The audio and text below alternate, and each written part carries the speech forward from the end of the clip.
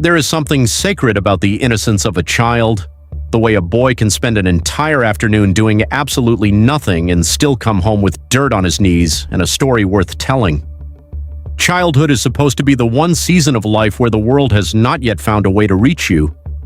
But in Houston, Texas, in the early 1970s, something was feeding on that innocence, something patient, charming, and hiding in plain sight behind a bag of free candy. A quiet neighborhood summer night turned into a nightmare when boys started disappearing, and nobody, not the police, not the city, not the system, believed the mothers who begged them to listen. If you're new here, welcome.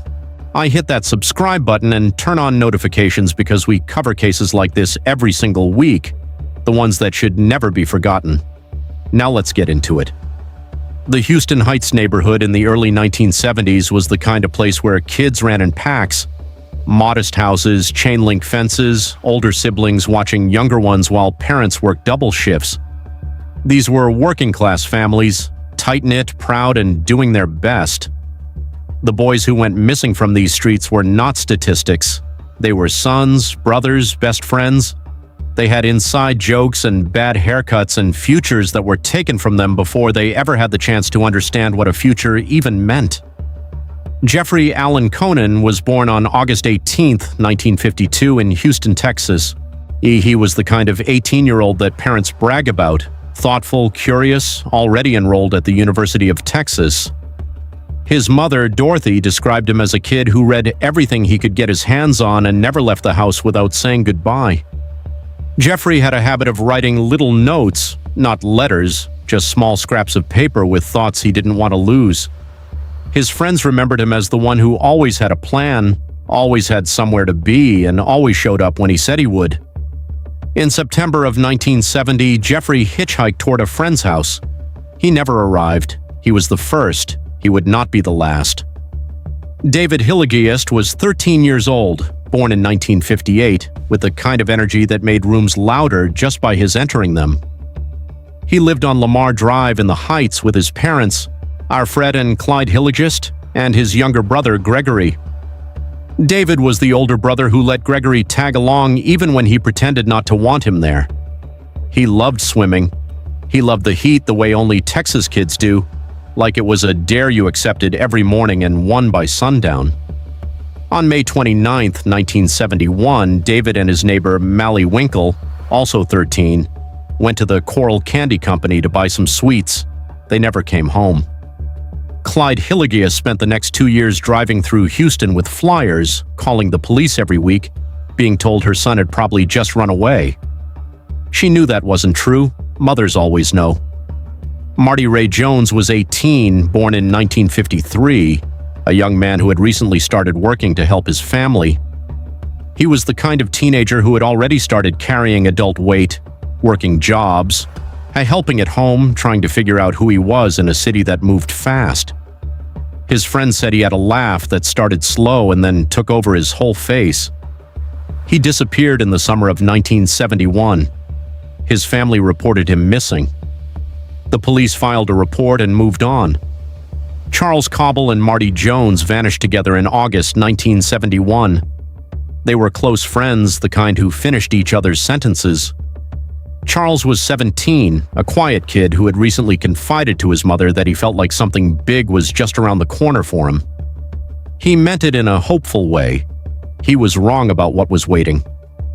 Billy Balch was 17 when he disappeared in 1972. His younger brother, Michael, idolized him. Michael would later say that losing Billy was like losing the North Star. Suddenly, nothing pointed anywhere. Billy's mother, Dorothy, reported him missing and was told by Houston police that teenage boys run away all the time. She was handed a form and shown the door. James Stanton Drymala was 13 years old. He disappeared while riding his bicycle near his home in August of 1973. He was one of the last. He was a kid who collected baseball cards and had a gap-toothed smile that showed up in every school photo his parents ever kept. His mother would later say that the sound of a bicycle bell never stopped making her cry. And then there is the boy with no name, found in a boat storage shed wearing multicolored swim trunks. Investigators and forensic specialists have spent decades trying to give him back his identity.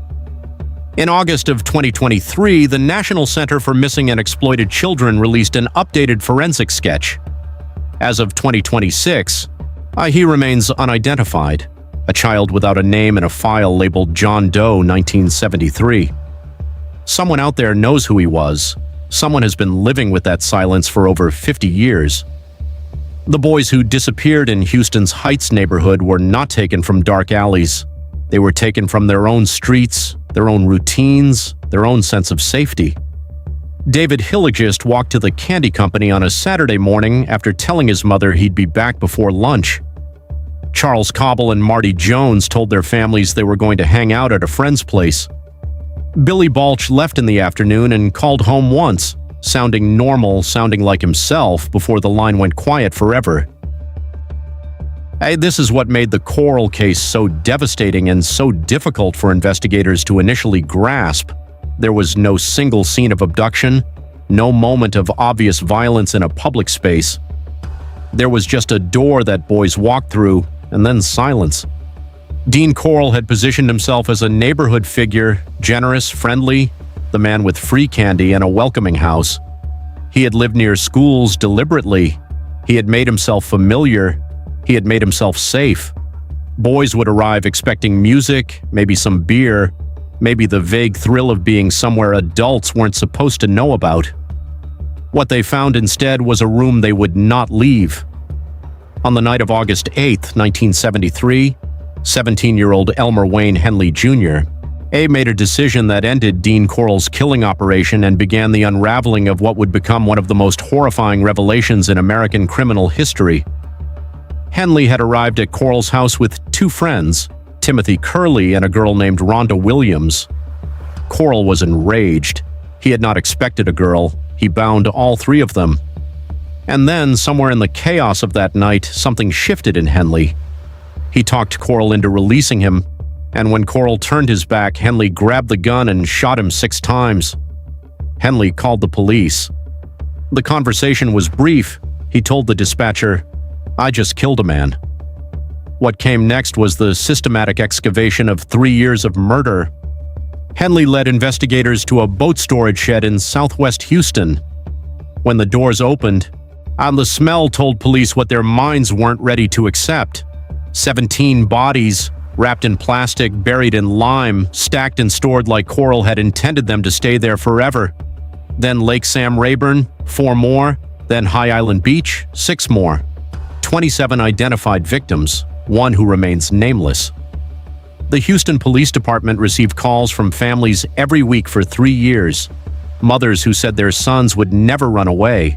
Fathers who drove every street in the city.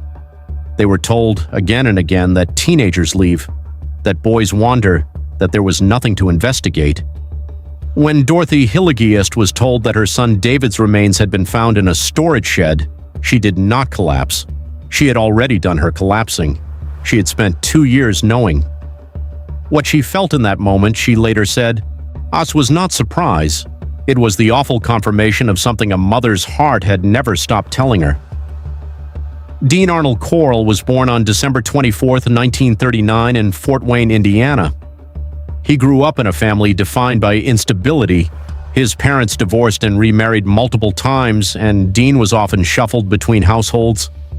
He was described by neighbors as quiet and helpful, the kind of man who fixed things and kept to himself.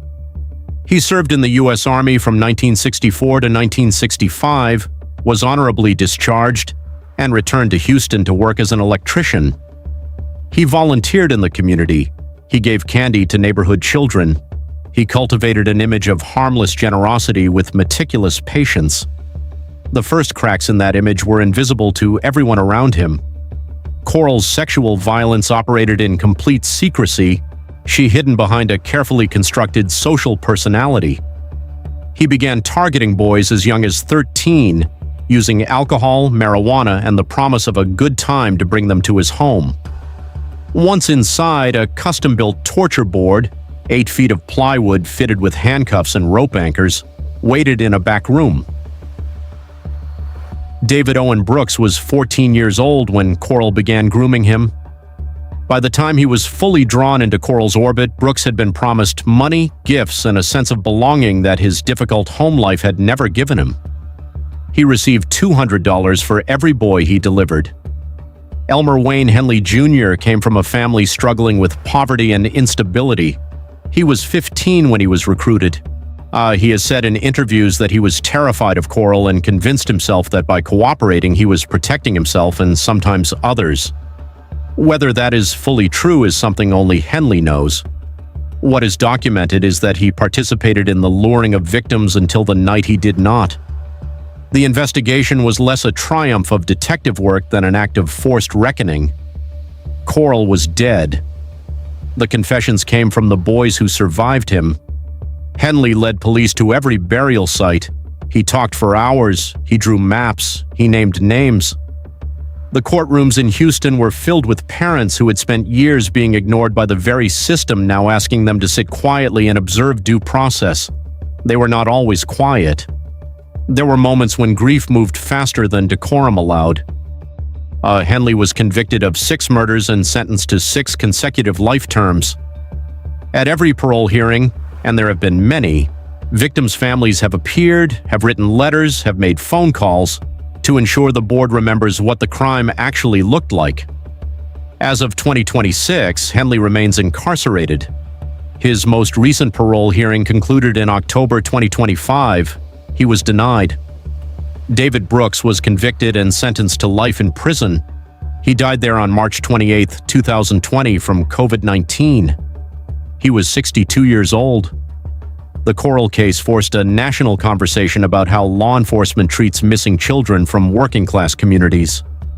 The dismissal of these boys as runaways, a dismissal rooted in classism and indifference, allowed a predator to operate for 3 years. It was the families, not the police, who kept the pressure alive. In the decades since, victim advocacy organizations have used this case as a benchmark for what systemic failure looks like when it is allowed to compound. The case contributed to the eventual creation of better missing persons protocols and the understanding that runaway cannot be a default assumption. The boy in the swim trunks still has no name. To every mother in this story who picked up the phone and was told her child was not worth looking for, they were wrong, and the world eventually learned just how catastrophically wrong they were.